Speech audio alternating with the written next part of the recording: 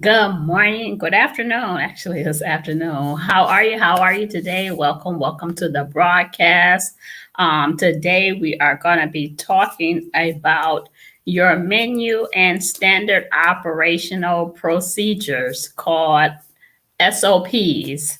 My name is Trina Edwards, and I am a foodie. I am a food connoisseur, and I am here helping single moms to restore hope and to overcome adversity through culinary experiences. Okay. And during this season, we are talking more and more about getting how to start your own food truck business.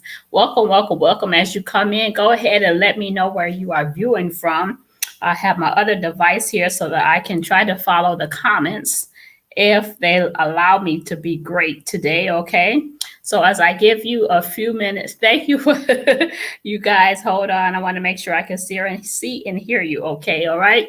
So anyway, this broadcast is for you. If you are tired of working for someone else, if you are tired of being undervalued at your job, at your restaurant, if you're tired of doing the manager's job and not being paid by it, then you want to stick around and watch this broadcast so that you can understand how you can get your food truck business up and running. You want to continue to follow me because I'm going to be having some more valuable tips on how you can get started and get your own food truck business running. This is a great time to do so. They are trending like never before because there's a lot of people out here that just don't feel comfortable going to a sit-down restaurant. I'm not sure if that's you, but it's the truth. And you can take advantage of that. You can take advantage of that and bring your cooking skills to them. Okay. You can bring your cooking skills to them. So, with that being said, if you're watching the replay, go ahead and type hashtag replay. Welcome in. When you come in, say hello. I like to be able to acknowledge you. I don't want you to think that I am ignoring you.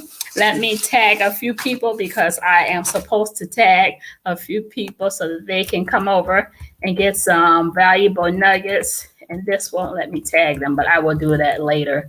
All right, then we're going to talk about, we have already talked about, oh, that did it. YouTube. Okay. We have already talked about getting your menu in order. So hopefully you have your menu already down, typed out on the computer, whether it's on a disk or whatever. You have your menu together, ready for your service to open and things like that. But before you move forward, you have to have something called a standard operation procedures manual put together about your particular menu. Okay. So if you are, hopefully you're not new to the industry, but there is something called a standard operation procedure that you're going to have to put together and take to your health department, whatever city or state you are in, okay, before you can even open up the doors. So why not get prepared before they ask for it? Why not be prepared before they ask for it, okay? So forgive me for squirming around. I want to take you through some of the steps here. We're going to have to break it up a little bit because this was a 26-page document, okay? So I didn't print them all. Hold on a minute. I didn't print them all, but I did print some of them so that you'll be able to, so I can walk you through. So just hang on one second before we get started. All right. Give a few people there we go. Got it. All right. So what I want to do is I want to show you some of the things or make you aware if you're not already aware, because most of you are used to working for someone. You're used to working for some either in a restaurant, wherever. Okay. So you personally have not had to put these things together. Okay. So it's time to be your own boss. You got to know what you need to have in order to get up and running. Welcome. Thank you for coming to the broadcast, okay? So you can normally go to whatever city or state you're in and go to your health department's website, okay? You want to print off the application. So that you can manually type in the answers And then if you decide to walk it in there, mail it in there, or fax it in there, you'll have it all together. You might need to print off a couple of them because you will have some typos. This may be your first time doing one. But what it's called is a standard operational procedure. We call it the SOP. Where is your SOPs? Okay. So this application I have here is for the food truck unit, special transitory food unit. That's what they call it. We say food truck, food trailer, whichever one you decide to have. All right. So let's walk you through this because you have your menu already, right? Correct. Okay. Here we go. First of all, at the top of here, I'm not going to go through it all. At the top, you're going to have to fill in the basic information, okay?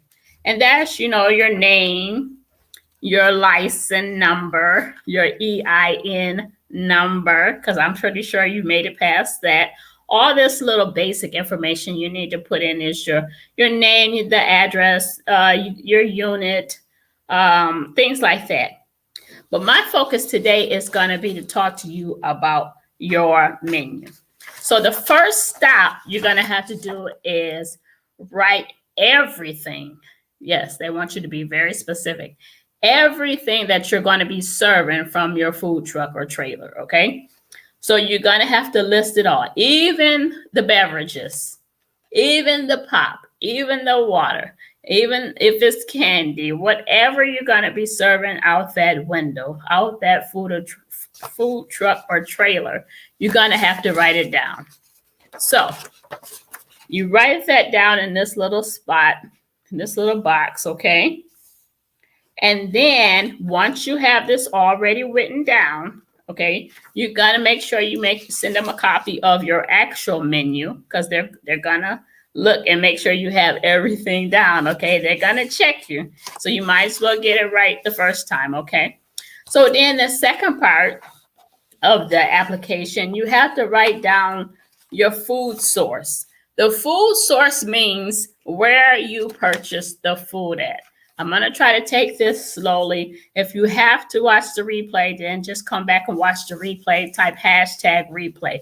You're going to have to get very detailed about that. Now, it says list where you buy all your foods at. This is one of the questions they're going to ask you, okay? So you want to put, if you're going to purchase from Gordon Food Store, Sam's Club, wherever you're going to purchase your food from, I don't know. You know your city and town better than I am. You know your suppliers better than I do at this current time. So you're going to have to put all the names of I don't care if it's onions, if it's celery, you got to put all that down, where you're going to purchase them from, okay? They want to know all this information, okay? So now you have that down. You have the menu down. You have your suppliers, your food source down. So that third thing they're going to ask you, you're going to have to tell them where you are going to be storing this stuff. Have you thought about that? Where are you going to be storing this stuff? Okay, this can be kind of over a wide area, but I'm going to focus on the uncooked stuff, the stuff that you're going to initially get, like the raw meats, the already prepared stuff. Maybe you're going to have a salad or something like that. Ice. What else? You may need water, pop, ketchup and mustard. Where are you going to store it?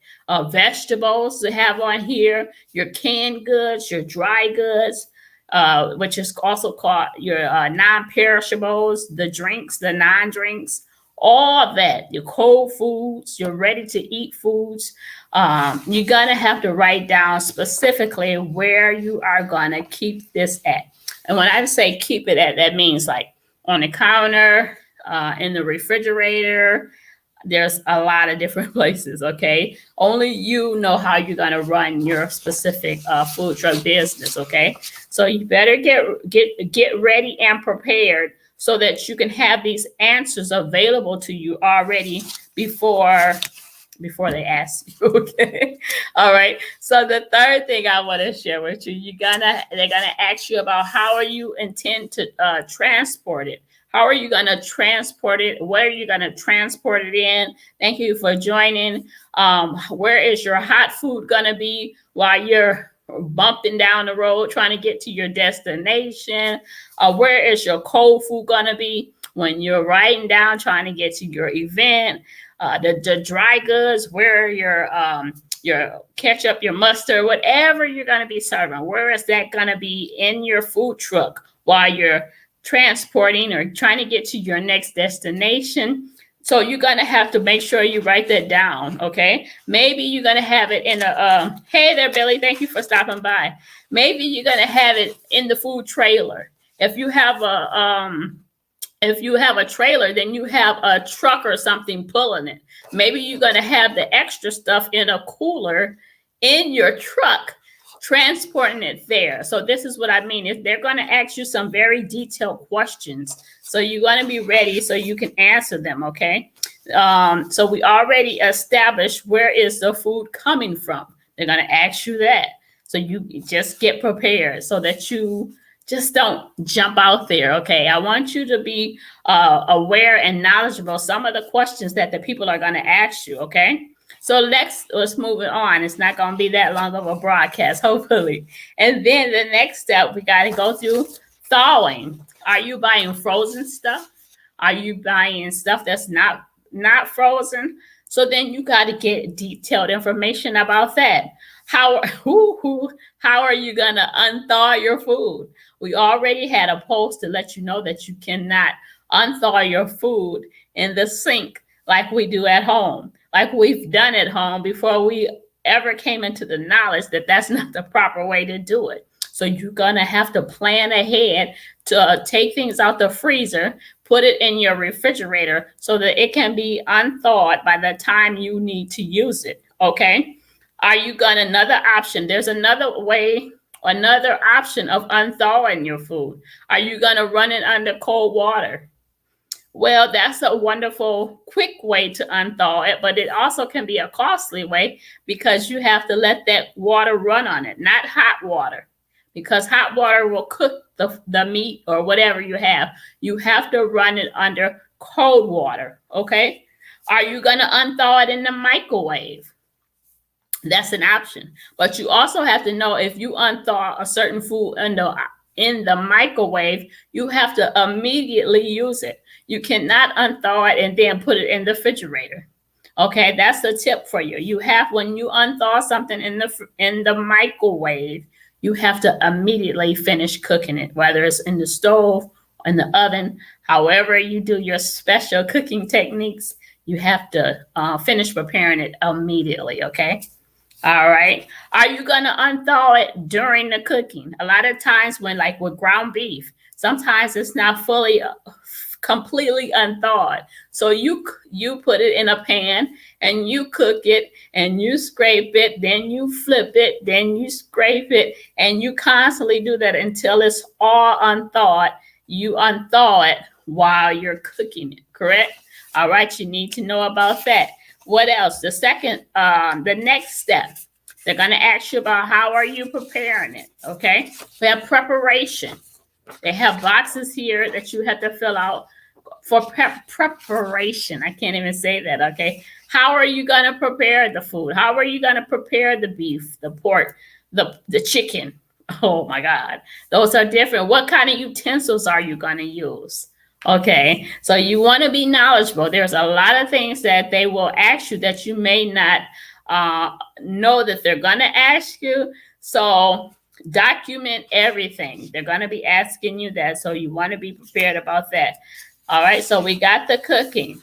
They want to make sure, how are you going to prevent cross-contamination? How are you going to prevent things from, contaminating each other? I showed you that in the winter time, something. One of the ways that we make sure that things are not going to one of the ways we make sure that things are not going to be cross-contaminated, we use color-coded cutting boards. Color-coded cutting boards so that we do not cross-contaminate any foods. The red is for the meat. The green is for the vegetables. The yellow or blue is for the fish, so on and so forth. You're going to have to write that down on the application. And the side note, the application, here's another fee that I want you to be aware of. The application to do all this is $400. Did you know that this is going to cost you $400? Okay, so be prepared for that. At what, according to this city and state. Now yours, it may be a little higher. I'm not sure about that. Okay, and I'm just letting you know from where I stay. Okay, so now you're gonna move on to the next step as far as how are you gonna cook that chicken, that pork, that poultry. What are you using to cook it? Are you gonna grill it? Are you gonna saute it? Are you gonna, different things like that? You have to put that. Yes, they want you to put that down. So if you're doing some burgers, maybe you're doing some burgers. Oh, you say I'm gonna put them on the grill, okay? Then it's gonna say what is the final cooking temperature? What are you gonna cook them burgers to? They want to know all that. So I don't want you to be sideswiped. I don't want you to be overwhelmed. I want you to be prepared. When you go in there to fill out that application, to finish the procedure so that you can get up and running effectively and not stress. Okay. Now, next step, you got to know how to cool your food. Maybe they don't use all that food. Maybe you don't use all that food at that during time. You have to know how to cool it. Now, I wrote a post, I think last week, about one of the ways that we cool down our food as a professional chef, okay? One of the ways that you cool down your food. You don't just let it sit out on the counter. It has to be cooled down to a specific temperature under a specific time, okay? I already shared with you that in our last post, in one of our posts, okay? So you have to write down the name of the food, the method, the way that you're going to cool the food down, okay? And then it says the temperature. What temperature did it get to in those 2 hours? You got to write that down. What temperature did it get down to those next 2 hours? You got to write that down, okay? So they're going to ask you that. I want you to be prepared. Don't be taken by surprise, okay? These are some things you may not have known that your employer had to fill out. But yes, they had to fill it out, okay? And then if you're going to reheat that, you have to know what the serve safe practices is for reheating that food, okay? So these are a lot of different questions they're going to ask you. Also, they're going to ask you about the equipment. What's the name of the equipment?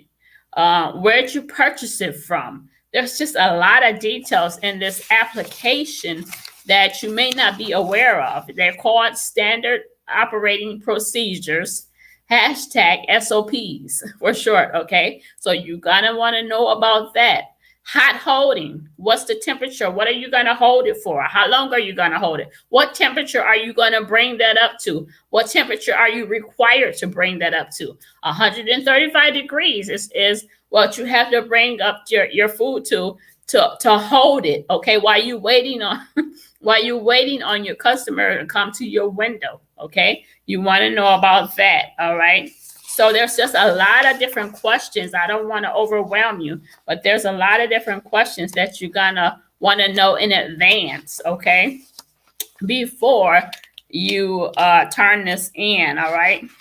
So I want you to be knowledgeable, trying to make sure I covered everything before I get off of here. All right, one last thing. Dating. You have to date your food. You have to put a date on there. If they come to your food truck or trailer and your food doesn't have a date on it, they will make you throw it out. Okay? They will make you throw it out. So you have to be careful. They will ask you, when did you open this? Okay, you would need to know about that. When did you open this? All right. If they're really, being a stick in the mud, they will make you throw it out. Okay. So you have to know all that. You have to put the date on it. You have to put the date you open it and the date, that it expires. You normally have 6 to 7 days, depending on what the product is, okay? But you don't always want to focus on those the product. You want to go and examine the product too. All chefs know that we use our senses. We use our senses. We use our eyes. We use our nose. Most definitely, we sniff. We smell. We feel the texture of different things. Just because it said it was going to expire on this date, it may expire before that date. So we are always checking to make sure that we are serving fresh products to our clients. Okay. So, with that being said, that's all I wanted to share with you today. I didn't want to be on here too long. I just wanted you to be more aware of what is going to be required before you even are able to open the doors, okay? Yes, there's more fees. There are going to be a lot of fees, maybe some unexpected fees that's going to be coming forth. And I just want you to be prepared. I just wanted you to be prepared because everybody's going to have their hand out for a portion before you even get started, okay? So plan accordingly. This is all about your menu and your SOPs, standard operating procedures, how you're gonna, how you're gonna do those things on your menu. So that's it for today. I look forward to coming back on here tomorrow, sharing with you some more valuable information on what you're gonna need and how you're gonna need to have it to be able to get your food truck business up and running, okay? Thank you for joining me today, and I look forward to talking with you soon. If you have more questions, if this is all too overwhelming for you and you like to sign up for a strategy session, they're only $97 for 30 minutes. You can definitely go over to bit.ly/Trina Let Us Talk and schedule an appointment where we can get all your questions asked during that time about what you need, what the state may require, what you don't need, so that you can get up and running more effectively, okay? All right, we need more people out there, all right, serving the clients, because a lot of them, they really don't want to go out because of what happened last year, but they're choosing to, either pick up, drive through, different things like that, all right? And why not have them come to your food truck, all right? All right, so that's it for today. If you're just coming in, go ahead and you can feel free to go back and watch the replay. And just informing you, letting you know about what else you will need, what else will be required for you to get your food truck business up and running. So go ahead, start working on those SOPs so that you can get started running the right and proper way effectively. All right, thanks. Bye-bye now.